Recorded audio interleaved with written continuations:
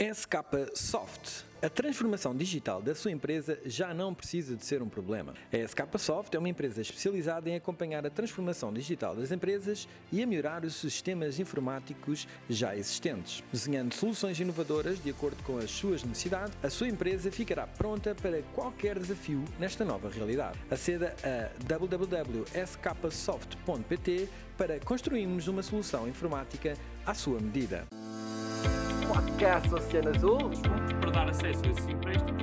Não é só uma questão de ser feito no futuro, uma questão de blockchain, de forma descentralizada.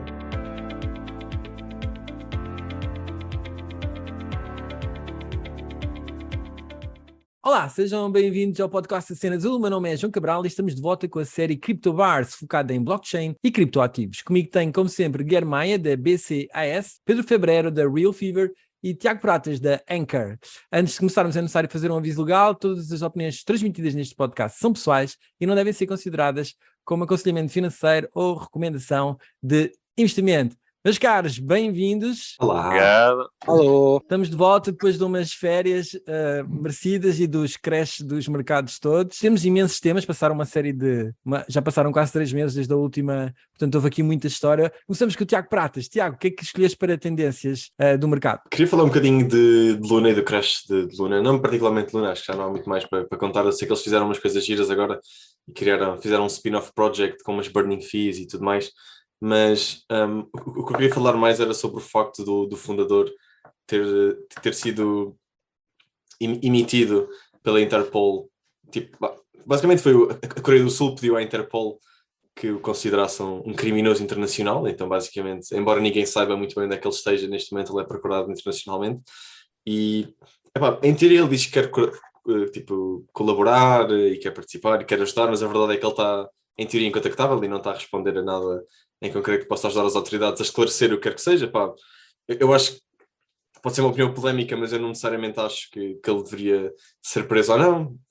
Mas também, ele fez lá umas maroscas, mas também culpá-lo pelo colapso de Luna, eu acho que é um bocado esticado, porque na verdade tudo isto era uma tecnologia experimental. Nós estávamos a ver como é que se fazia um stable asset e descobrimos que afinal algorítmicas não funcionam e eu acho que isso faz tudo parte do progresso.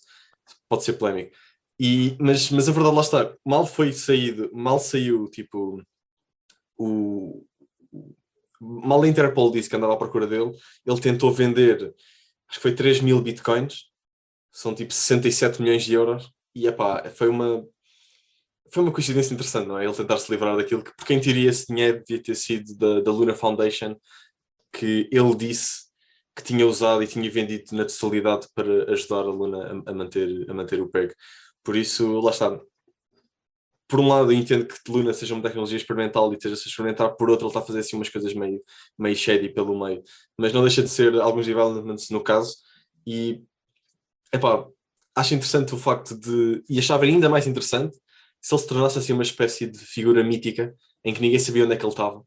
Mas ele continuava tipo um Satoshi, estás a ver? Ninguém sabe onde é que ele está, mas ele continuava a fazer coisas, a construir e lá no mundinho dele, mas pronto, são os meus two sats. Pessoal, qual é a vossa... Como o McAfee, tipo como o McAfee fez no barco. No barco e fazia McAfee Dex. Eu acho, não achavas que isso era hilariante? Eu acho que isso era hilariante, era um bom meme. Faz lembrar o Arthur Ace, talvez exatamente isso. O Arthur Ace fugiu, não é? E teve imenso tempo ali a mandar as respostas, ainda agora, quer dizer, acho que portanto foi apanhado, mas acho que teve durante imenso tempo a escrever lá no BitMEX blog, e era considerado uma das grandes referências. Mas ele vai a Singapura agora, acho eu. É isso, mas ele não vai. Fugiu. Mas ele não está preso, acho eu. Ele apanhou uma multa qualquer, mas não ficou preso. Sim, mas ele na altura depois fugiu, quando havia dúvidas ou não, mais vale garantir que não sou apanhado. Mas entanto, pronto, acho que só foi uma multa. Mas durante algum tempo ninguém sabia. Não foi engraçado. A minha opinião em relação ao que o Tiago disse, eu concordo 100%. Pronto, eu também sou um bocado bias. Aparentemente estas alegações que o Tiago descreveu já estão a ser em teoria refutadas pelo próprio Duane. Obviamente não há provas de lado nenhum, ou seja, temos um bocadinho, no fundo, que as autoridades dizem que ele efetivamente tentou vender mais de 3.000 bitcoins no KuCoin e no OKX, e agora o Duane já veio dizer que eu já não uso a minha conta de KuCoin e OKX há mais de um ano. Ou seja, há agora esta dualidade que nós não temos bem a certeza se é verdade ou não. acho que obviamente se as autoridades estão a acusá-lo de alguma coisa, alguma prova haverão de ter, e outra coisa é só um tweet do One, se calhar, tentar se proteger. Portanto, há sempre isto que o Tiago está a dizer que é extremamente dúbio.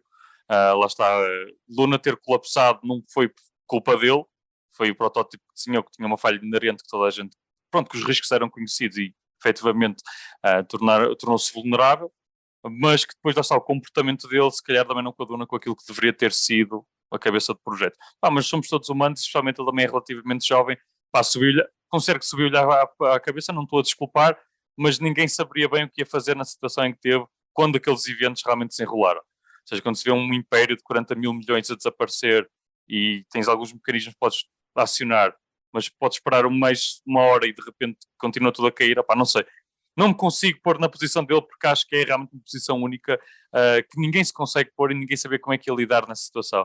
Acho que os mecanismos falharam, não foram suficientes, mas ele não estava sozinho nisso e não pode ser só uma pessoa a ser apontada ao dedo, quando a Luna Foundation já, no fundo, fazia esse propósito e tinha grandes investidores como a Delphi Digital e posso enumerar outros que faziam parte, que estavam lá provavelmente para tentar prevenir este risco. E não aconteceu, portanto, apontar a uma pessoa, um mau ator, parece-me também um bocadinho exagerado, mas obviamente é sempre preciso ter um escape, não é?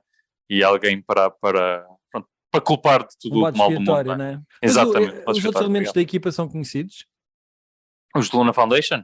Sim. Alguns deles são, outros eram só anónimos da net, mas havia sempre um ou outro que eram relativamente conhecidos. Até uns, inclusive, já também foram presos até na própria Coreia do Sul. O do One fugiu, mas 2 ou 3 faziam parte também, ou eram os séniores de Luna mesmo, não de Luna Foundation, que também foram presos. Acho que, na verdade, foi só para perguntar e fazer alguns pontos de interrogatórios, peço desculpa. Não sei qual foi o desfecho desses casos. Realmente foi só uma detenção provisória se foram acusados mais de alguma coisa, mas lembro logo no início, logo passado para aí 2 semanas, já tinham sido presos 3 ou 4 pessoas, ou detidos pelo menos. Fabrero, queres dar os teus 2 cêntimos ou passamos para o próximo? A única coisa que eu tenho a dizer é simples, é só acrescentar um ponto ao que o Guilherme está a dizer, de concordância, e de normalmente existir uma vantagem grande em se as pessoas que estão por trás dos projetos serem conhecidas. Por isso é que eu não gosto muito da anonimidade, por exemplo, Satoshi, porque realmente nós não sabemos as intenções, ou pelo menos não, é mais difícil identificar as intenções, e quem é a pessoa não conhecendo, obviamente. Portanto, como é no caso do Terra Luna, é ótimo que se saiba quem é, o Kwon e quem são os membros da Luna Foundation, para te poder, obviamente, tentar perceber quais é que foram as falhas, o que é que, ou seja, para não ser fácil, tipo, cometer crimes e fugir, basicamente, é um pouco mais difícil sabendo a identidade. Portanto, é só isso que eu tenho a acrescentar, mas acho que concordo com o que foi dito aqui, obviamente. Alright. Guilherme, pega aí na tua temática deste programa, o que é que trouxeste? Foi o RC20R, não foi o R721R, que é realmente, honestamente, quando eu li aquilo até pareceu-me uma boa ideia, mas depois de ter discutido com alguns dos meus colegas percebi que isto realmente pode ser terrível. O RC20R, no fundo, é uma proposta que permite que, imagina, em caso de roubo ou caso de fraude de alguns tokens, possa-se reverter a situação até antes do roubo. Ou seja, estamos realmente a tirar uma das características essenciais da blockchain, que é serem irreversíveis as transações, não é? E tentar criar um mecanismo de segurança que pode ser muito facilmente extrapolado para outros fins que não tão bons, não é? Sobre a alçada de as fraudes, e os esquemas de pirâmide, e o roubo de dinheiro. Ou seja, está-se a tentar criar, implementar, isto já tinha sido sugerido em 2018 pelo que parece pelo Vitalik, criar um Ether que pudesse ser revertido, se calhar um bocadinho ainda do trauma que ele apanhou do DAO, não é? Sim, foi o Exploit DAO. Mas que em tese até pode ser um conceito engraçado, foi que na altura que li até pareceu um conceito engraçado, porque inovação pode ser bem-vinda, mas acho que infelizmente no contexto atual e no contexto também um bocadinho destas power search que está a haver e tentativa de controle da rede de diferentes atores, pode se tornar facilmente mais um mecanismo de controle e de censura, porque pode ser utilizado, lá está, uma vez para prevenir esta questão das fraudes, depois dizes que imagina, vamos tentar conseguir compreender se realmente foi uma fraude ou não, e vamos tentar reverter a transação, é dada a um Board of Judges descentralizado, ou seja, um conjunto de juízes descentralizado. Mas eles realmente não elaboram nisto. E isto pode ser sempre um bocadinho dúbio, que não sabemos quem é que são essas pessoas e como é que essas pessoas quais são os critérios. E depois podemos entrar aí realmente numa zona extremamente cinzenta e depois pode ser revertido as transações que não deviam, e depois como é que é, pode ser uma confusão gigantesca, e acho que mais vale estar quieto e saber dos riscos que é utilizar a tecnologia, do que provavelmente utilizar algum padrão deste, porque pode efetivamente contribuir para mais centralização e um controle mais agressivo das nossas liberdades. Pronto. E o Ethereum acho que está a caminhar passinho a passinho, honestamente está a assustar um bocadinho, porque é uma coisinha aqui, um pormenor ali e aquele outro, mas que está a começar a criar mecanismos de alguma centralização e de controle de tudo que se lá passa. E pronto, na meu ver, torna-se um bocadinho assustador, até pode ser conceptualmente interessante, mas depois quando for utilizado na prática pode ter utilizações perversas que nem sequer estamos a prever agora. Isso deixaria a porta aberta, principalmente até para o Estado e para as áreas jurídicas, judiciais, poderem fazer algum tipo de intervenção e forçar que houvesse uma revogação de algumas transações que tenham sido efetuadas. Pois, de alguma forma já temos as limitações em alguns blocos, que certas transações de certos intervenientes, certos adereços são bloqueados. Já temos algum nível mínimo de controle de alguns, digamos, nodes que fazem esse tipo de trabalho. Mas o problema é que ao criarmos um standard destes, o que é que impede de politicamente, os mídia, moda, whatever, trends, comecem a forçar todos os projetos a usar este tipo de mecanismo? Então, de repente, passas do RC20, toda a gente sabe o que é para um RCR, que alguém controla em algum momento e que tu não sabes qual é esse controle. Já temos algumas funções, lá está as freeze functions, por exemplo, do STC, ou seja, eles podem bloquear os fundos a qualquer momento e pouca gente fala disso, porque pronto, ao menos é fazer freeze, é bloquear. Agora vamos já tudo reverter até uma determinada situação que eles querem. Quer dizer, então eu posso ter comprado o token e daqui a 2 dias já não o tenho por motivo nenhum. Quem é que são estes? Quem é que vai decidir isto por mim? Perde-se, por isso não usamos a blockchain mais uma vez já e volto para aí com outros princípios, depois usamos uma base de dados. Se é para ter esse tipo de controle, a base de dados também serve para esse fim. Acho que é um bocadinho os meus 2 tópicos e os meus 2 cêntimos nesta matéria. Alright. Alguém quer... Por acaso, não, diga-me lá uma coisa, isso não terá a ver também com aqueles casos daqueles furtos que houve de NFTs que depois foram vendidos e as pessoas compravam, depois vinham os seus NFTs freeze, não era? Por ação judicial, e ao fim e ao cabo eles não tinham culpa nenhuma, não era? Acabam por serem enrolados no meio daquilo. Às tantas até pode ter sido uma resposta alguma ou pensar também um bocadinho por esses casos. Bom, vamos saltar aqui para outra temática. Febrero, Merge e Proof of Stake, como é que correu? Correu bem, ou seja, a migração de Proof of Work para Proof of Stake da Ethereum foi super smooth, também já era esperado, tendo em conta que aquilo já estava em testnet. Bom, testnet já era mainnet, entre aspas, porque já estavam a ser finalizadas as transações já há um ano, portanto, foi uma transação tranquila, grande parte dos users nem reparou que essa transição aconteceu. A parte mais interessante da transição acabou, na minha opinião, por ser o hard fork, ou seja, o Ethereum W, não é? Não é o Ethereum Proof of Work, que escandalosamente eu não percebo como é que não foi planeado com mais antecedência, também não entendo, mas pronto, começam agora a aparecer algumas entidades a construir à volta dessa rede, o que é interessante, portanto, porque é mais dinheiro grátis, tudo o que tem a ver com dinheiro grátis eu fico super satisfeito, portanto, fiquei contente também por aí, mas eu depois vou falar um bocadinho mais do Ethereum quando falar dos tops and bottoms, mas em termos do merge, foi super, super tranquilo, uma migraçãozinha porreira para Proof of Stake, doutores mais de 400 mil, portanto, às vezes o pessoal tem, tipo, só para fazer uma pequena nota, porque o pessoal já estava a dizer, mais de 50% do Ethereum está centralizado em 3 ou 4 entidades, mas isso tem de ter atenção que só 11% do Ethereum é que está em ETH2, ou seja, é que está a ser usado para Proof of Stake, 11% do Ethereum em circulação, que é um número, apesar de alto, mas ainda bastante pequeno, portanto, acho que relativamente à migração e ao número de validadores, é normal que exista uma centralização agora no princípio, mas também é expectável que à medida que o tempo passe, eu prevejo o mesmo que acontece em Bitcoin, que é, tu vais ter major players, mas vais ter muita gente, muitos novos players a aparecer, de repente, como tu tens hoje unknown miners a validar blocos, vais ter a mesma coisa com Proof of Stake, mas obviamente vais ter sempre major players tipo o Lido, por exemplo, onde muita gente vai apostar, apesar de eu achar que ainda pode ser um erro, porque eles no fundo têm o Ethereum, portanto podem de alguma forma perdê-lo, é um risco grande, mas pronto, isso também é uma conversa para outra altura, penso eu. Relativamente ao merge é isso, acho que correu bem. Só uma nota sobre o que o Guilherme estava a dizer há pouco. Eu concordo, pá, com a opinião dele. Pá, a única diferença é que eu espero que eles façam isto, porque eu acho que, pá, eventualmente isto vai acontecer. Pá, acho que é um standard, pá, manhoso, acho que não vai ter uma grande utilidade, porque lá está, o Guilherme identificou logo o ponto de concordância, que é, já tens tokens tipo o SDC que já têm a função de freeze, portanto tu já tens esse mecanismo. Se os tokens são roubados, tu tens muitas moedas que podem fazer freeze. Pá, agora tens um standard que permite uma moeda na sua integridade ser revertida a alguma transação, pá, embora seja em alguns blocos, pá, acho que é comprometedor, pode ser bastante comprometedor, especialmente num mecanismo proof of stake, porque, pá, pode ser fácil corromper os juízes, basicamente, e, pá, e nesse caso o potencial de descentralização eu acho que aumenta substancialmente, portanto acho que é um standard um bocado estúpido, mas eu espero que o façam para que alguns projetos o usem e perceberem que são inúteis, que as pessoas preferem o RC20 normal, mas pronto, é a minha opinião, apenas, obviamente. Mas eu também tipo, tenho que falar Sim. com alguma malta. Eu não conheço ninguém que realmente queira isso implementado. Tipo, genuinamente pela utilidade, estás a ver? Porque é totalmente antagónico, é totalmente o contrário do que é uma blockchain imutável, não é? Eu senti um bocado que isto veio de uns researchers lá numa universidade qualquer que não tem muita exposição a cripto e acharam que isto era um problema e então tentaram encontrar uma solução, mas é tipo... pá, do que eu tenho falado com cripto, ninguém quer isto e ninguém precisa disto. Mas pá, como tu dizes... Mas a verdade é que isto é permissionless, estás a ver? Isto é permissionless, cada um constrói o que quer e logo se vê se usa ou não. Por isso também tem essa opinião. Mas isso é a parte boa, não é? Que nós vamos provar que tipo, o mercado empiricamente prova que a solução é estúpida e que ninguém gosta dela.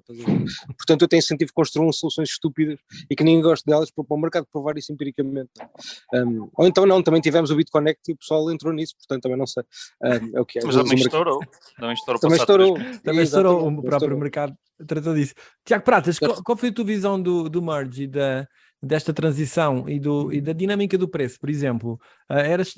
Vocês achavam que era isto que ia acontecer? Tinham outra expectativa? Mas olha que o Tiago Pratas é maximalista de Bitcoin, ele vai dizer que não gosta da Ethereum.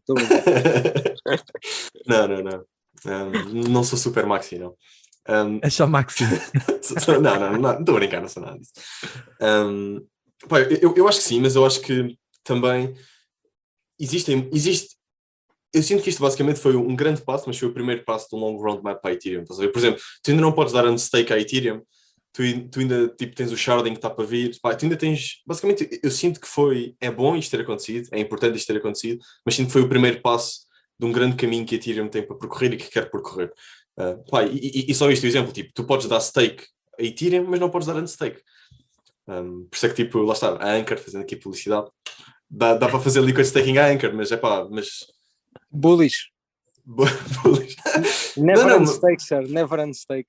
Yeah. Mas pronto, eu acho que isto é um bocado, pá, como é óbvio que isto vai prejudicar o número de nós e que podem ser feitos, porque pá, logo à partida, se eu não posso dar unstake aos tokens que estou a dar stake, pá, eu tenho que pensar, será que eu quero ficar com isto preso? E depois nós não sabemos quando é que vai ser unstake, por isso pode ser sempre como foi o Ethereum Merge, não é? Pode ser 4 anos, pode ser 1 ano, e pronto, por isso, pá, correu bem, mas eu ainda estou à espera dos próximos developments, e é nisso que eu estou doido, porque pá, só quando tu puderes dar unstake, aí é que tu vais ver se o preço vai descer ou não, é? Porque tu vais ter aqui uma data... Tem de descer, Tiago, tem de descer. Tem de descer. E é mais, pois, mas é o que eu estava a dizer, é mais nisso que eu estou de olho, que é de facto quando a malta dar unstake, esta malta que já está há não sei quantos anos com os Ethereum stake, a partir deles vão vender. Por isso... Mas o que é que eles vão vender? A yield ou vão vender o principal? Isso é que é a pergunta, não é? A partir espero que seja só yield, só para descer um bocadinho. Eu acho que eles vão vender ambos, mas... Não. Mas vamos ver. Pá, mas uma coisa fixe, por exemplo, é que pá, em alguns blocos, não é todos, mas em alguns blocos, Ethereum basicamente vai passar a ter inflação negativa, ou seja, vais ter mais burn do que minting. E isso, como é óbvio, que é tipo ultra bullish para Ethereum, tendo em consideração que é dos maiores projetos e das blockchains onde mais se constrói produtos DeFi que usam a rede Ethereum.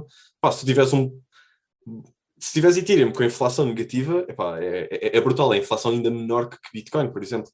E isso é particularmente interessante. Mas let's see quando mas for isso é expectável? Isso é expectável nos próximos tempos ou é uma coisa que virá mais para a frente? Não, o burn já está a acontecer agora, já está a acontecer há muito tempo, já se deu... mas que se torne deflacionária, mas que eu digo que se torne deflacionária. É esse o goal, mas lá está, só tens às vezes alguns blocos que são deflacionários, mas ainda não são todos. Mas... E tem aqui uma pergunta a fazer, isso não é ridículo? Honestamente, ser deflacionário, ou seja, Porque isto para mim foi uma questão que sempre para mim me deu muita confusão e não percebo qual é que é o argumento aqui. Porque se estamos a ter Ethereum é uma plataforma para desenvolvimento. Se Ether é ou moeda de pagamento para esse tipo de infraestrutura, porquê é que tem que ser deflacionário? Porquê é que temos que incutir mais custos a quem quer desenvolver e a quem quer utilizar? Se queres, é a minha questão, qual é o argumento aqui? Porquê é que não? Bitcoin compreende-se perfeitamente, tem propriamente um fim bem definido e é para aquilo que é. Agora, quando estamos a falar de uma commodity, porquê é que queremos limitar o supply? Porque eu quero encarecer as pessoas, uma barreira de entrada para as pessoas que querem realmente utilizar Ethereum, seja para criar o que for, ou mesmo para utilizar só. Né? Temos sempre de lembrar que antes de tirar, eu lembro de ter feito staking de algumas pools de DeFi que me chegou a custar $500. Ou seja, bons tempos, sem dúvida. Mas esta a questão é, ou seja, se nós vamos chegar a este limite, quando deflacionar, obviamente, pressupõe-se que o preço aumente, porquê é que vamos estar a chegar aqui? É porque, lá está, para fazer um stake, um DeFi que me custa $500, eu tenho que ter lá uma pequena fortuna, não é para o utilizador comum. Se realmente queremos abrir as barreiras para vários utilizadores, ter medidas deflacionárias é só bom para quem lá está. E acho que está-se a ter muito este raciocínio, está-se a ter muito em consideração as pessoas que já têm Ethereum e tentar recompensar os investidores, mas sem ver, a longo prazo, a própria utilização do Ether, não é? Não sei. Isto é a minha opinião, nunca percebi. Eu, por acaso, Tiago, tu queres responder já ou posso comentar? Força, depois eu comento a tua também. Ok. Eu, por acaso, também sou 100% bearish em Ethereum de ser deflacionário, sempre ter uma inflação negativa. Porque sinceramente, no longo prazo, isso é péssimo, ou seja, é ótimo para o preço do token, mas isso é péssimo para a utilização da plataforma, pelas razões que o Guilherme está a identificar. Nós já tivemos uma prova disso. Tu mesmo com a Ethereum inflacionária, mesmo com uma inflação maior que a Bitcoin, tu tiveste um custo de utilização de rede enorme, porque lá está, a capacidade não é só a questão do custo, é a questão da capacidade. Nós sabemos que a capacidade em Ethereum, mesmo pelo Proof of Stake, não aumentou. Portanto, quanto mais aumenta o preço, aumentar do token nativo, mais caro vai ser utilizar a rede. E uma pressão deflacionária nisso, eu acho que vai ser terrível para quem não tem Ethereum, basicamente. Ou seja, para quem quer utilizar Ethereum no longo prazo. E não devemos esquecer de outra coisa, é que, por exemplo, o S-Load, que é o custo de tu olhares para transações no passado, para blocos no passado, tem um custo enorme. E isso associado a umas fees altas, que foi o que aconteceu na bull run anterior, é péssimo, é muito, muito mau, porque vais estar a fazer um bottleneck gigante da rede, basicamente.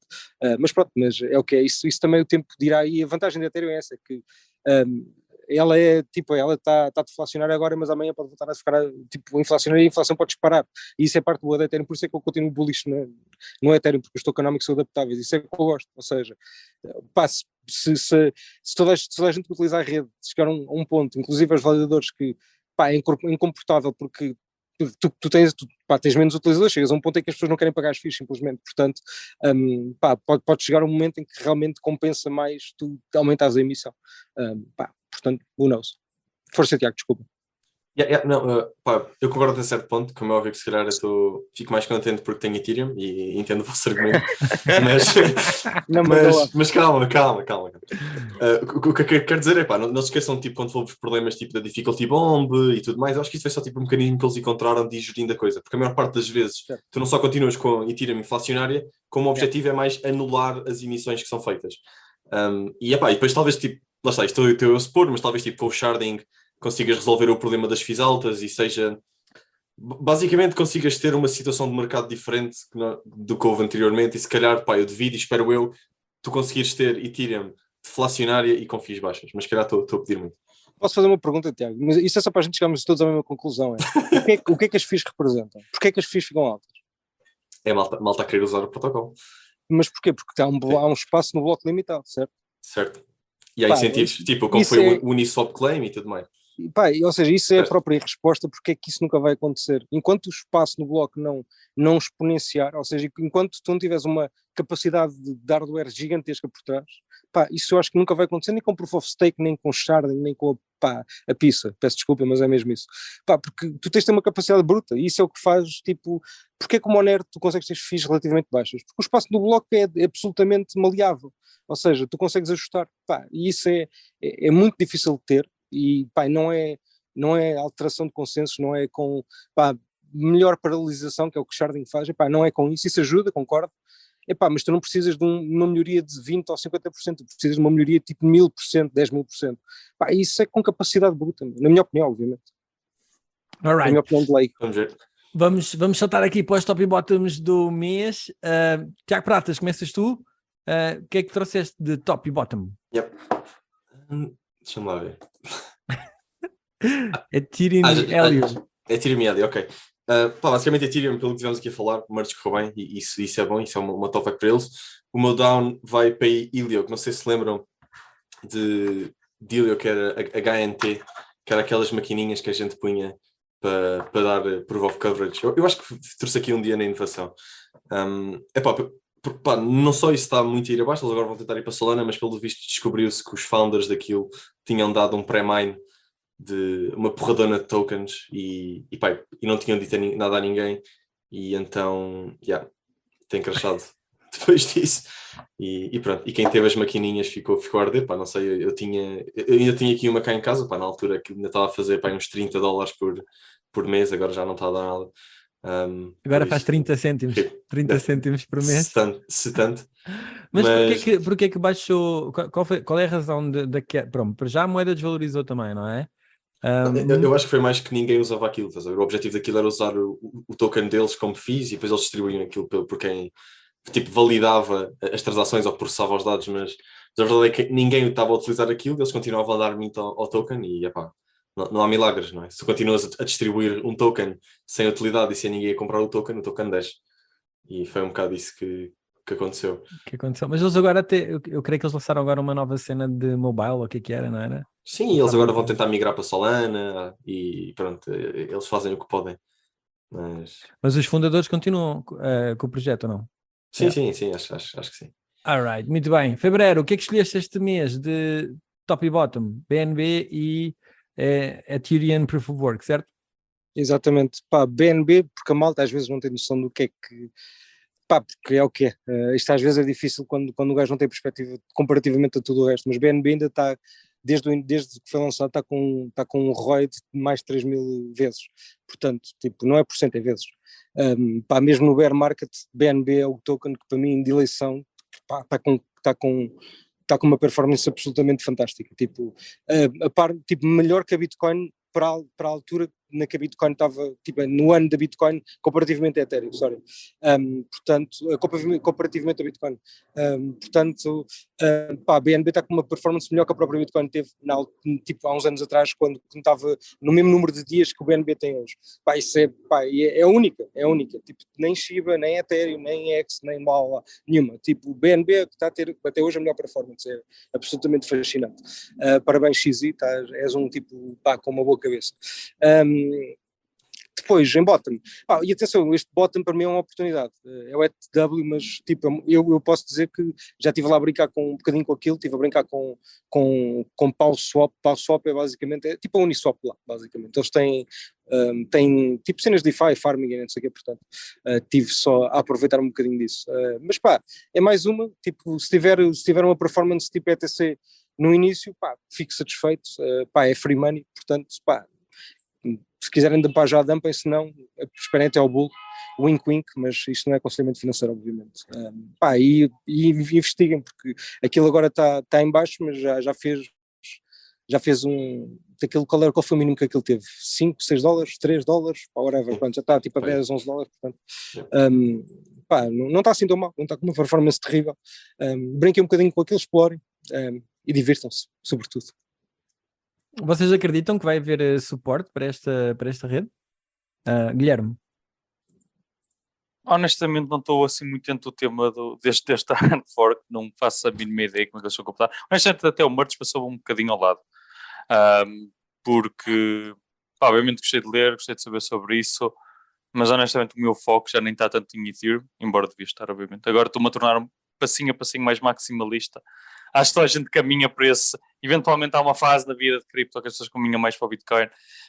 Pronto, não sei, lá está, foi por aqueles argumentos que tínhamos falado antes, que o Ethereum a mim está-me com estas pequenas propostas, obviamente pode ser académicos, podem não ter nenhuma utilidade na vida real, mas começa-me a assustar um bocadinho que é que o Ethereum está-se a tornar. Então, obviamente, pronto, as outras redes como Binance, Smart Chain também são interessantes, mas sabe, que estou sempre muito mais interessante agora no que é que se passa em Bitcoin. Portanto, estes hard forks e tiro-me por Proof of Work, opá, pouco me relevam, porque honestamente não vou fazer lá nada. Nem tenho intenções de, é o que o Pedro diz, opá, posso manter os que tenho, mas só para vender mais tarde. Não tenho qualquer tipo de visão sobre este novo ativo e sobre esta nova rede. Olha que o teu X lá já valorizou, portanto guarda-o bem lá, faz as tuas unstakes lá e os teus stakes lá também, porque aquilo pode ser que um dia chegue tipo ao valor par do X em Ethereum. Aí o X já está? Não, o X foi também um dos tokens que foi para lá, não é? Que foi copiado. Mas tu já tens malta que basicamente, imagina, porque agora tu tens de construir as interfaces para te poderes fazer unstake naquela rede. Não é construir, mas tipo, quem tem os contratos tem de fazer com que os contratos funcionem com novas interfaces. Portanto, já houve malta a fazer PEX, portanto o X já pampou bué lá no ETW. Até foi por causa disso que eu fui lá, comecei a espreitar um bocadinho essa rede. Fiquei curioso. Pois está a ver como é que estava. Exato. Por acaso tem que ver isso, pá. Eu vendi os meus ETW todos, digo já aqui. Não! Uau. Eu vendi todos, para mim foi tipo um airdrop. Pá, não sei se lembram numa altura em que o Bitcoin havia 200 fortes de Bitcoin.